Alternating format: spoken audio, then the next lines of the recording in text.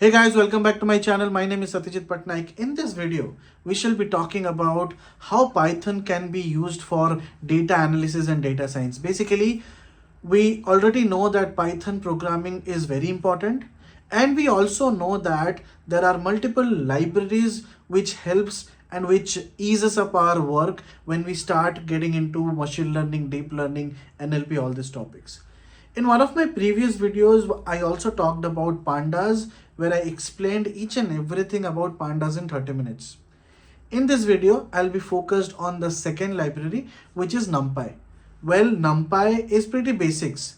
Many of you might already be knowing it, but there are so many things which you might not know, which you definitely get to know in this particular video. So this is an end-to-end NumPy guide. Probably could take around 20, 25 or 30 minutes to finish, but I'm sure you will be benefited out of it. And after this, the immediate next video will be published within a week or 2 weeks, which will be on Matplotlib and Seaborn. And that's where our journey starts into machine learning. We'll also upload more and more machine learning videos in this channel. Please like, share and subscribe the channel. Press the bell icon to get notified. And now let's get started with the video.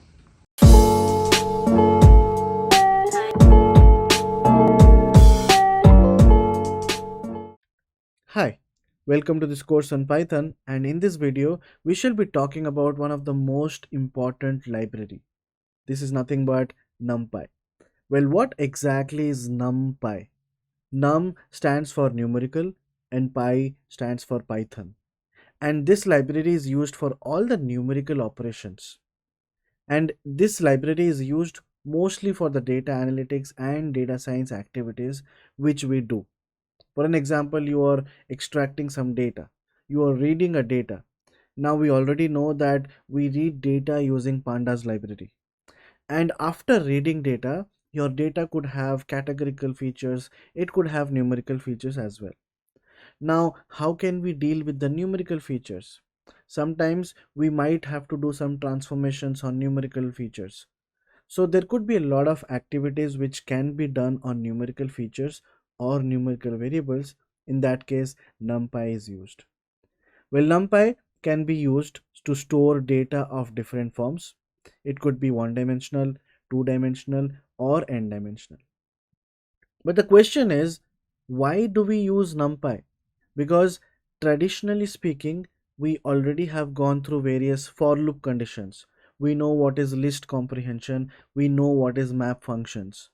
Now these kind of things can also deal with numerical variables. Why do we use NumPy? It all depends upon the type of data, and if you are dealing with big data, your traditional approaches might take a lot of time. NumPy is way faster as compared to the traditional approaches. You can see in this graph the time taken for various loops. Plain for loop takes the maximum amount of time because it's a very traditional approach. It goes through each and every item iteratively. Then comes list comprehension. Then comes map function, and NumPy is seen or has been experienced to be the most effective when it comes to time taken. Now, what is NumPy? We already discussed the basics. It's a library used for computation and processing of single and multi-dimensional arrays of elements. Smaller memory consumption and better runtime behavior. Installation of NumPy is very simple. These days, with the latest Python versions, NumPy, Pandas, Matplotlib, they come predefined, like they are pre-installed in those Python modules itself. But in worst case, if NumPy is not installed, when you are importing NumPy library and you are getting an error, you can simply install using the command pip install NumPy. You can run this command over your command line in your Anaconda prompt, Jupyter Notebook consoles, or your Spider Notebook consoles. And after this, your NumPy will be installed and you are ready to start installing or start using the NumPy library. So this is all about the theoretical concepts. We'll jump onto the practicals part now. As we already talked about NumPy, NumPy is nothing but a Python library and it stands for numerical Python. We already discussed that it is used for working with arrays, It is used for computation and processing of single and multidimensional array of elements, and smaller memory consumption and better runtime behavior. To install NumPy, you have to do pip install NumPy and then start using by importing the library. But usually whenever we import NumPy, we do it like this: import NumPy as NP, so that we don't have to call NumPy again and again. So NP acts like an alias here as NP. So whenever you import NumPy, you can simply do NP dot your method name, NumPy will be called. So there is a funny meme: I don't always import NumPy. Whenever I do it as NP. Image courtesy goes to memegenerator.net, from where I extracted this image. Now let's get started with the practical part. So here I'm creating an array. So how to create an array? It's very simple. Creating an array. Okay. So NumPy, which is np dot array 1 2 3. So these are the three elements, and here I'm doing print of a. If I run this, okay, NumPy is not imported, so we'll import this and then we'll run this. Now you can see this is what my a looks like. It's an array. If you want to see what is the type of it, type will be NumPy array. You can see NumPy dot nd array. What is this? This is nothing but n dimensional array. Okay, this is the type of NumPy array. So it could be a one dimensional array, it could be a two dimensional array. Let's say you're defining like this. So this will also be an array, but it's a two dimensional array. The type will remain the same. It's going to be nd array, but the interpreter already knows that it's a two dimensional array. Now let's say I'm defining the same data type, like the same numbers 1 to 3, but I want to define it as float objects. Here it is defined as integers. What we can do is we can simply pass d type equals to float, which basically means data type equals to float. If I run this, now my a looks like this. Now if I want to create data type as string, will this work? Or str, will this work? Yes, it will work. You can see the three elements are string objects 1, 2, and 3. Now, if you want to find the length of an array, you can simply type len function, length of your object, and then it shows you 3. That means it has 3 elements. Now, let's say I'm defining a two-dimensional array. You can see one dimension. Your first element is 1, 2, 3. Second dimension 4 5 6, like the second element. Now if I run this, this is how my b will be.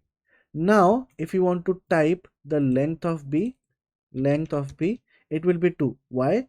Because there are two objects. Each object is a list, so you are forming a list of list. So that is the reason the length of b is 2 here, first and second. Okay, it will not be like 1 2 3 4 5 6. If you don't define like this, if you define it this way, let's say like this, sorry, 6, and in this case if I want to length of p, it will return you 6 because there are 6 elements, but here there are 2 elements, 1 and 2. Okay, similarly, how to type the type of b? Here I am creating another array, and this time I am going to create 3 objects, 3 elements, 1 2 and 3. If I run this, and now if I run length of c, it will return me 3. Now one thing is, here let's say my a is 1 2 3, my type is nd array, but you want to see how much dimensions your type is, like how much dimension this array has. What you can simply do is you can simply type in dim of a. It will give you, sorry, my bad, a dot ndim. Okay, a dot ndim.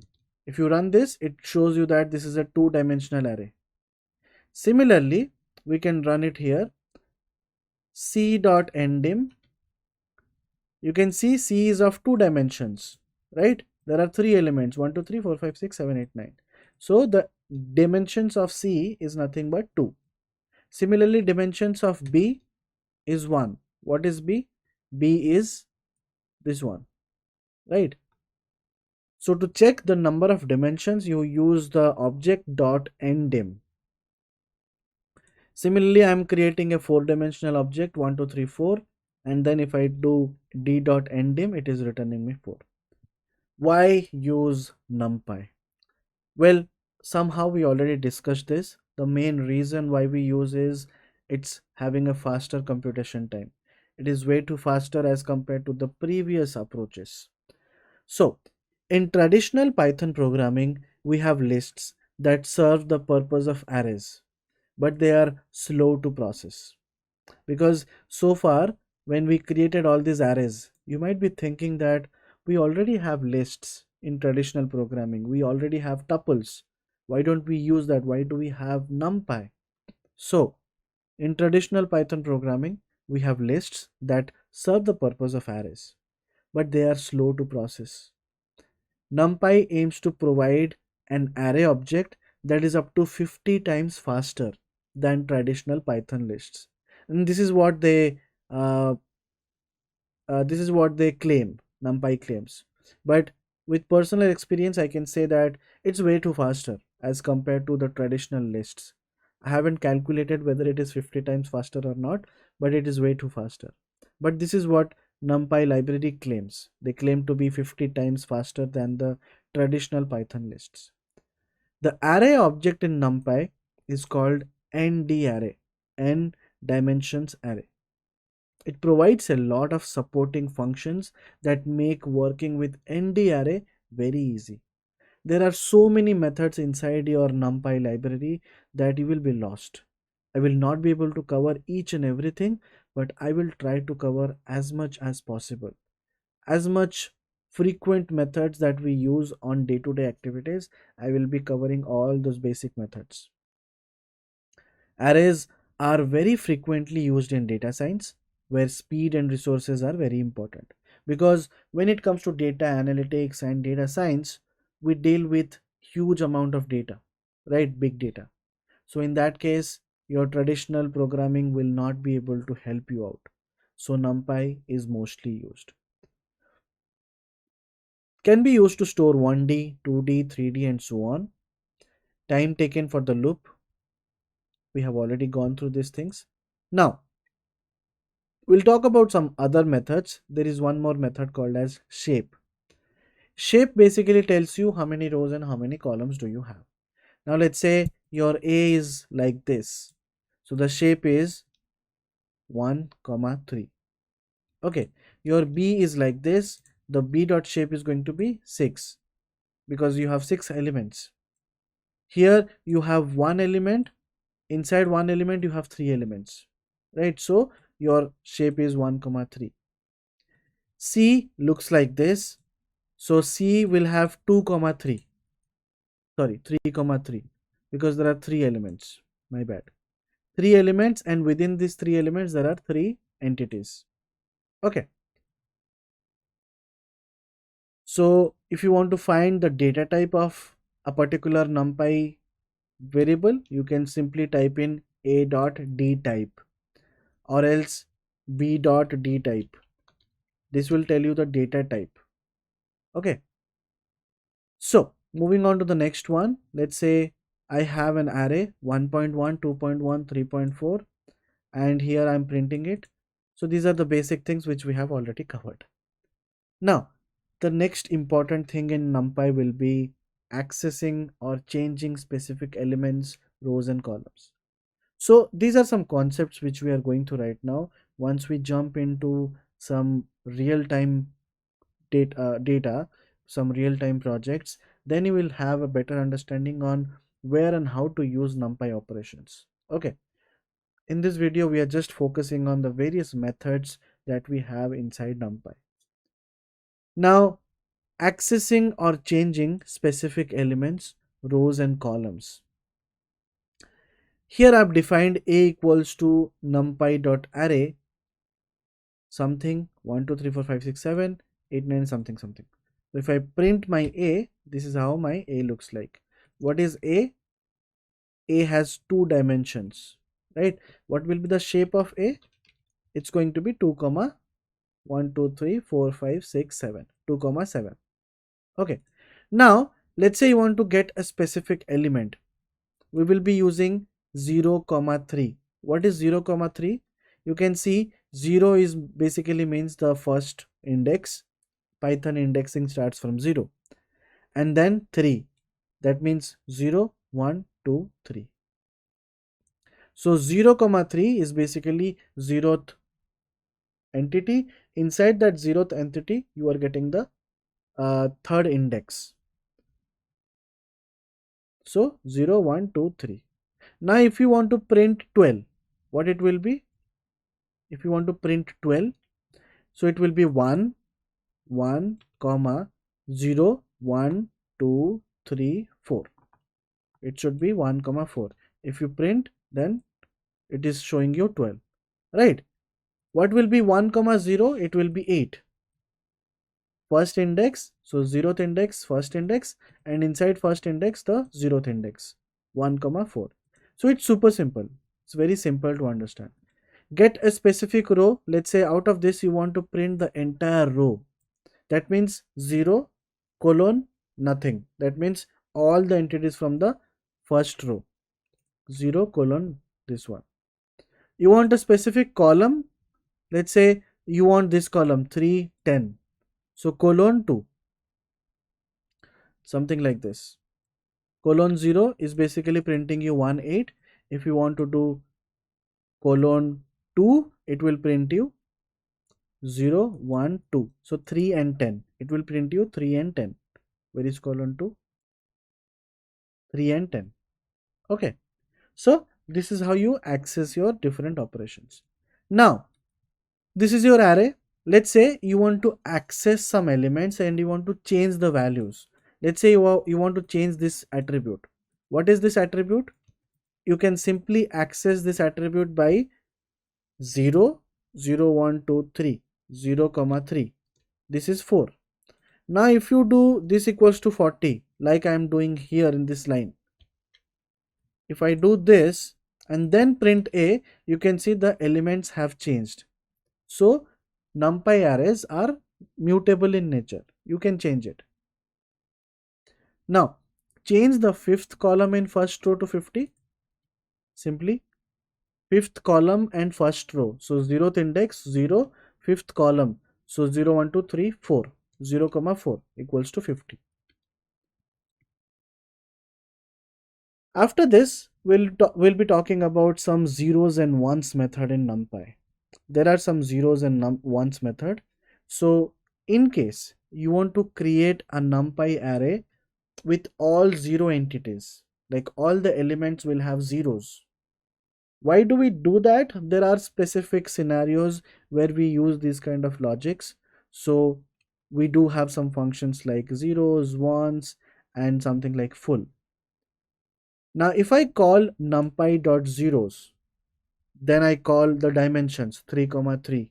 That will give me a 3 comma 3 matrix. So a 3 cross 3 matrix with all 0 entities. You can see if I'm printing it, I'm getting the values as 0 0 0 0 0. But these values are in float format. How can we change it to integer? You can change it like this.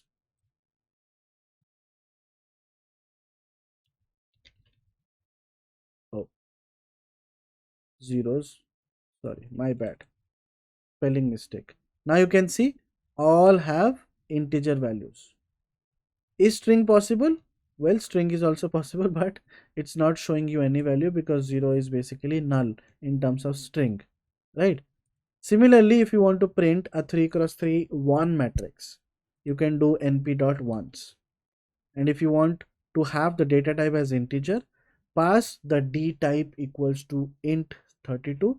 If you are not passing int 32, you are passing int, that also works. Okay, so this or this, both are same. Okay, similarly float 64 or float, both are same. Now after zeros and ones, the next method is going to be full. What is full? Full is, let's say you want to create a matrix of a single number, all the entities will have the same number. In that case, you can use np.full.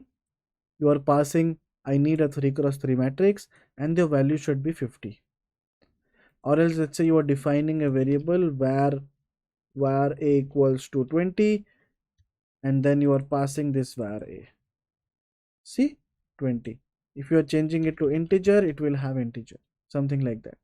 So if you pass it or if you hard code it, it's going to be same. So np.full creates a full array of a number which you pass.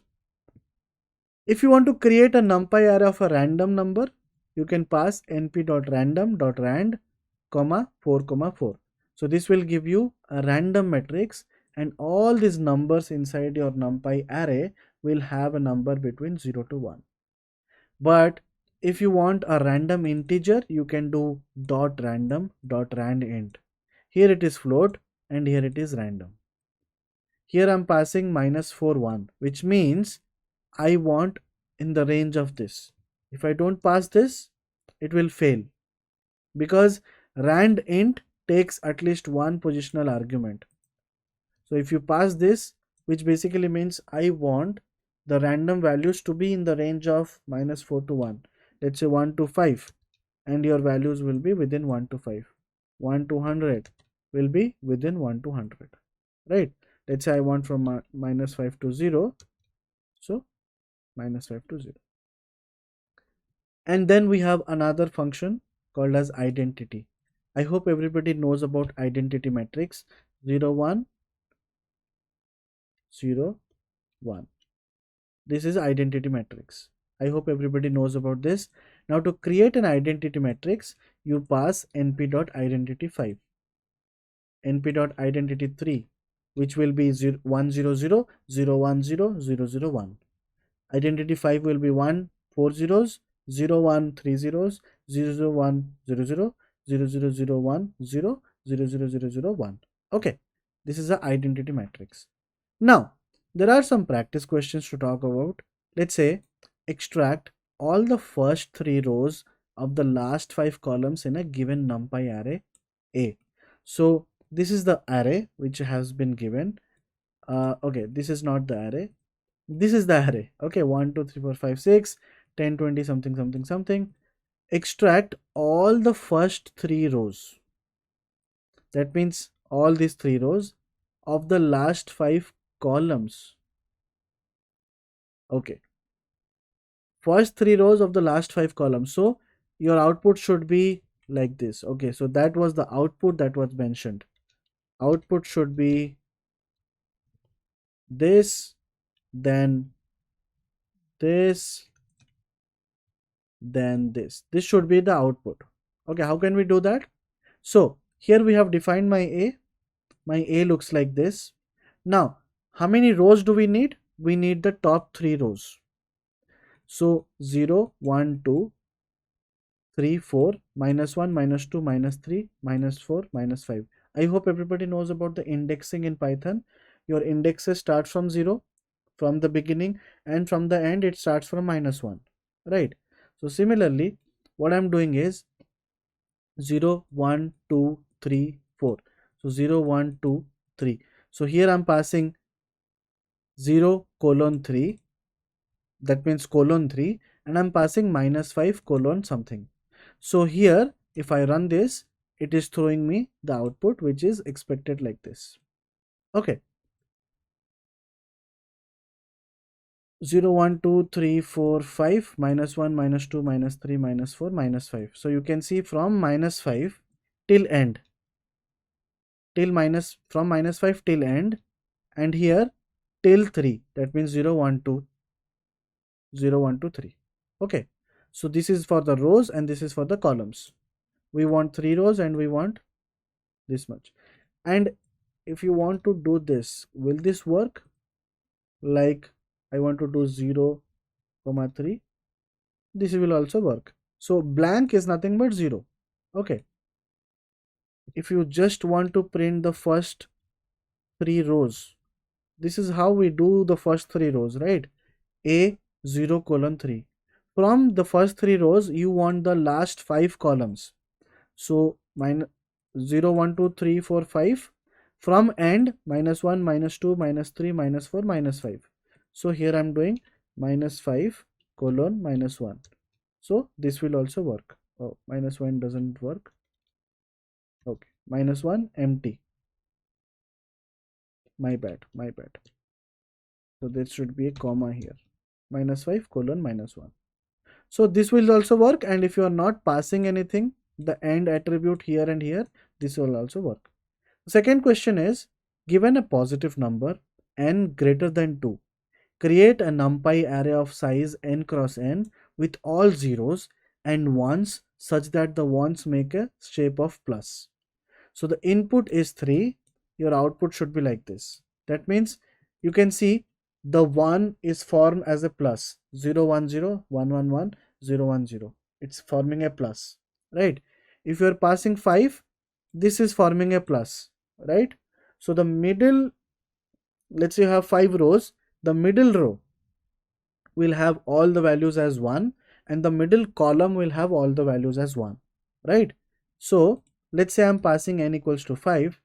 Here I'm creating a numpy dot zeros, so all my entities are zeros. Now here I'm passing n slash slash 2 colon equals to 1 and colon n slash slash 2. What is slash slash? I hope everybody knows about this. Let's say 5 slash slash 2 is nothing but 2, right? 4 slash slash 2 will be 2. So 100 divided by 5 is 20, right? 101 divided by 5 is 20 point something. So your absolute value is basically this one. This is basically your operation. Now here what I'm doing is 5 slash slash 2 is basically 2. So I'm passing 2 comma colon and then colon comma 2. So for all the middle rows and the middle columns, it should be 1. And now if I print this, my middle rows and my middle columns are 1. So these are some basic operations. Apart from that, there are some arithmetic operations as well. This is another exercise. We'll be leaving this document to you so that you can practice. There are some various arithmetic operations which we should talk about as well. So let's say here we have defined an NumPy array, np.array 1 2 3 4. Let's say you want to add two numbers, like you want to add 2 with each and every element. How can we do that? Simply do a plus 2. So a plus 2 is nothing but all the entities are added with 2.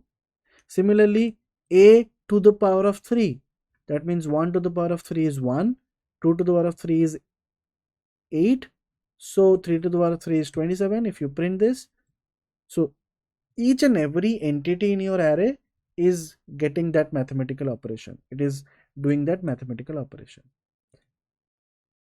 So we also have mean, max, all these functions as well in array. Let's say a dot mean will give you a dot mean, np dot mean a. So both these operations are giving you the minimum values. We also have a dot max or numpy dot max a. A dot mean will give you 2.5. So 1 plus 2 3, 3 plus 3 6, 6 plus 4 10, divided by 4 2.5. So the mean value is 2.5. You can also calculate mean using np dot mean of a. Okay. Similarly, we have created another two-dimensional array, a dot ndim.